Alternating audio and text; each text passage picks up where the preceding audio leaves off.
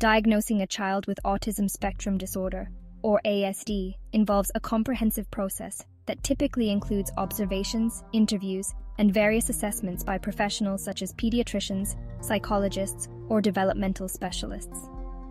Early and accurate diagnosis is crucial for providing the necessary support. Here's a general overview of how the diagnosis process works. Recognizing early signs. Parents and caregivers often notice signs of autism in early childhood, usually before the age of 3. Common signs include delayed speech and language skills, limited eye contact or social engagement, repetitive behaviors or movements like hand flapping or rocking, sensory sensitivities such as aversion to loud noises, smells or certain textures, difficulty with transitions or changes in routine, limited interest in playing with peers or engaging in imaginative play, and hyperfocus on specific interests or objects. Initial screening. Developmental monitoring. Pediatricians often track a child's development through regular well-child visits. They may use milestone checklists or developmental screening tools to observe how a child is developing communication, social, and motor skills. Screening tools. A common screening tool is the MCHAT, or Modified Checklist for Autism in Toddlers, which consists of questions for parents about their child's behavior. If the screening raises concerns, further evaluation is recommended. Comprehensive diagnostic evaluation. If screening results or early concerns suggest possible autism, a more thorough evaluation is done by specialists. This process can include clinical observation, where a developmental pediatrician or psychologist observes the child's behavior, communication, and interaction with others. They may use structured tasks to see how the child responds to social situations. Parent interviews.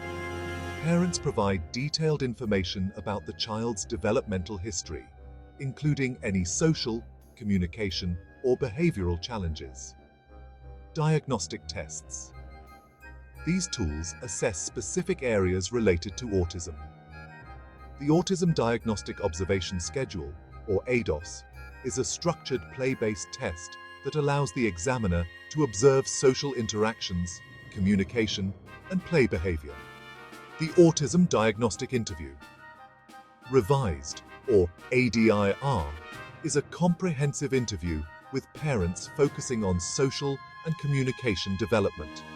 Lastly, the Childhood Autism Rating Scale, or CARS, is an observational tool that helps rate behaviors associated with autism across different areas.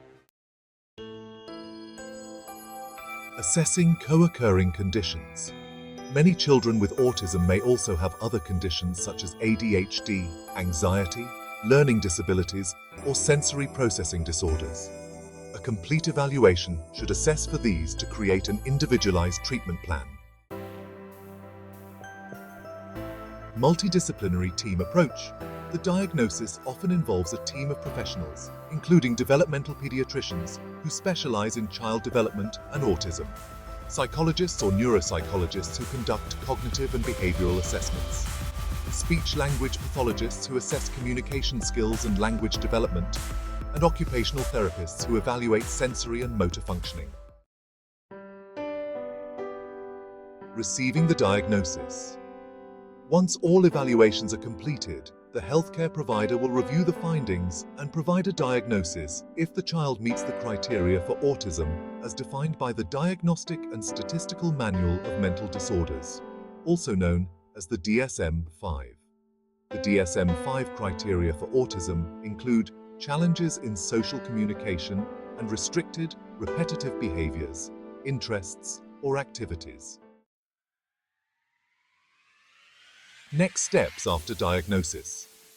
Early intervention is crucial. If autism is diagnosed, early intervention services such as speech therapy, occupational therapy, and behavioral therapies like ABA should be started as soon as possible. Developing a support plan is also important. The child may be eligible for special education services or accommodations in school. Family support is essential too. Parents and caregivers should seek resources, support groups, and counseling to help adjust and plan for their child's needs. Early diagnosis allows for the development of an intervention plan tailored to the child's unique strengths and challenges, improving long-term outcomes.